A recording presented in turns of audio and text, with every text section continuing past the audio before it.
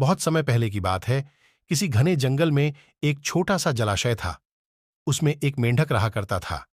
उसे एक दोस्त की तलाश थी। एक दिन उसी जलाशय के पास के एक पेड़ के नीचे से चूहा निकला। चूहे ने मेंढक को दुखी देखकर उससे पूछा, दोस्त, क्या बात है, तुम बहुत उदास लग रहे हो? मेंढक ने कहा, मेरा कोई दोस्त नहीं है जिससे मैं ढेर सारी बातें कर सकूं, अपना सुख दुख बताऊं। इतना सुनते ही चूहे ने उछलते हुए जवाब दिया, अरे, आज से तुम मुझे अपना दोस्त समझो। मैं तुम्हारे साथ हर वक्त रहूंगा। इतना सुनते ही मेंढक बेहद खुश हुआ। दोस्ती होते ही दोनों घंटों एक दूसरे से बातें करने लगे। मेंढक जलाशय से निकलकर कभी पेड़ के नीचे बने चूहे के बिल में चला जाता, तो कभी दोनों जलाशय के बाहर बैठकर काफी बातें करते।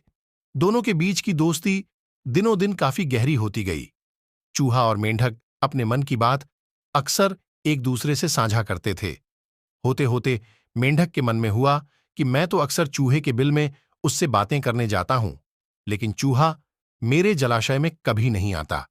ये सोचते सोचते चूहे को पानी में लाने की मेंढक को एक तरकीब सूझी। चालाक मेंढक ने चूहे से कहा, दोस्त, हमारी मित्रता बहुत गहरी हो गई है। अब हमें कुछ ऐसा करना चाहिए जिससे एक दूसरों की याद आते ही हमें आभास हो जाए। चूहे ने हामी भरते हुए कहा, हां जरूर, लेकिन हम ऐसा करेंगे क्या?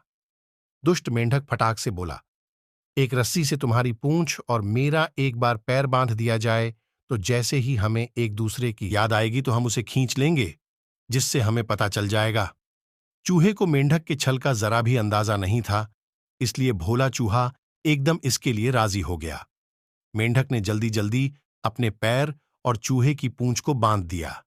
इसके बाद मेंढक ने एकदम पानी में छलांग लगा ली। मेंढक खुश था क्योंकि उसकी तरकीब काम कर गई। वहीं जमीन पर रहने वाले चूहे की पानी में हालत खराब हो गई।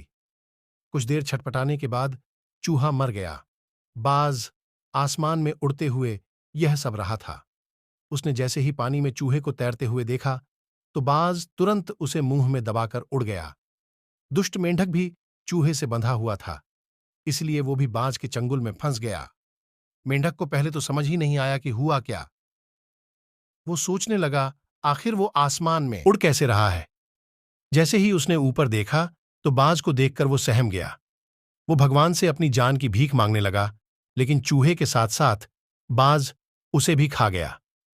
कहानी से सीख, दूसरों का नुकसान पहुंचाने की सोच रखने वालों को खुद भी नुकसान उठाना पड़ता है। जो जैसा करता है वो वैसा ही भरता है।